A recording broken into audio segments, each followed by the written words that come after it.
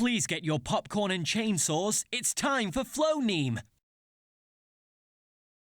Welcome, avid learner of linguistics.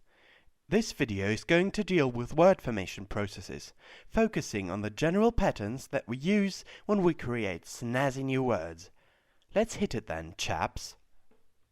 Before we really start, we want to make clear what we're talking about when talking about word formation. So let us say that the outcome of a word formation process is a new lexeme. And in the process we may use morphemes or other lexemes that exist already. Now, who came up with the word lexeme and what does it mean? The answer to the former part is a bunch of strange people who like to call themselves linguists. The answer to the latter part is that a lexeme is like a standard shape of a word, which you can find in every good dictionary or, more generally, in the lexicon of a language. Got it? Lexicon? Language? Makes sense, doesn't it? These are two examples for lexemes, the words to chunder and bolt. And as this video is about word formation, let's see what happens if we throw these two together. We can form a new word, chunderbolt. This process of putting two lexemes together is a way of forming compounds. Let us now draw a tree, because no video is perfect and meaningful without a tree. We can differentiate two directions of word formation. The first one I've just mentioned a few seconds ago, compounding, where you put two elements together and see what comes out. The other big process is derivation, which I'd like to subdivide into affixation and non-affixation. Affixation, as the name might suggest, means adding an affix, like a prefix, suffix, infix, interfix, circumfix, transfix, or whatever you prefer fix. Non-affixation, on the other hand, is the umbrella term for processes such as conversion, where you basically change the word class of a lexeme without changing its outside appearance. The words address and address would be an example for conversion. Back formations are words like self-destruct and to edit, which come from self-destruction and editor. Blending is when you mix words together, like lion and tiger, which make up the word liger.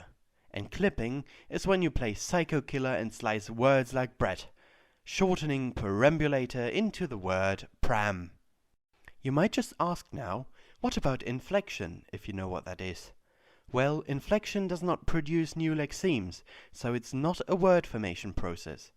But along with word formation, it is a morphological process.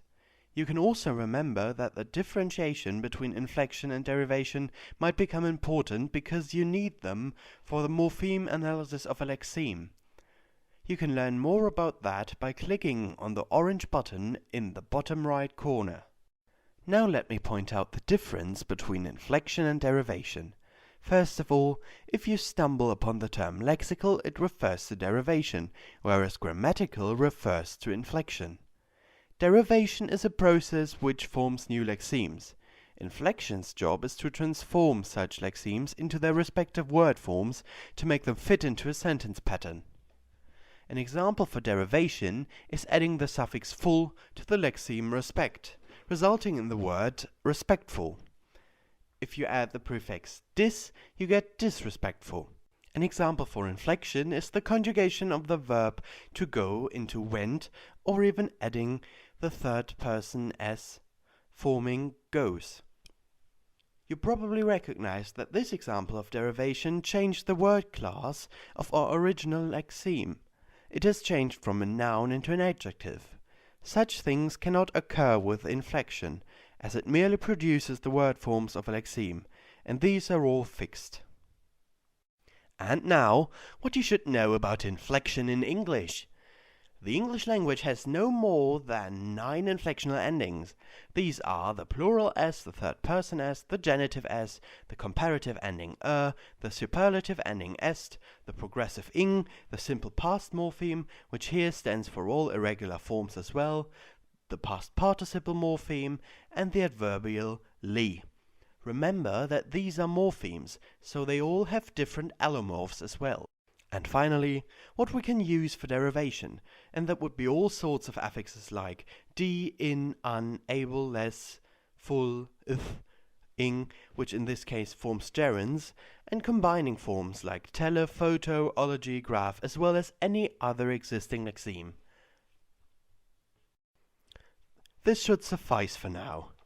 Let all that beautiful information sink in for a moment, and now order your Pikachu to use Thunderbolt, like a sir.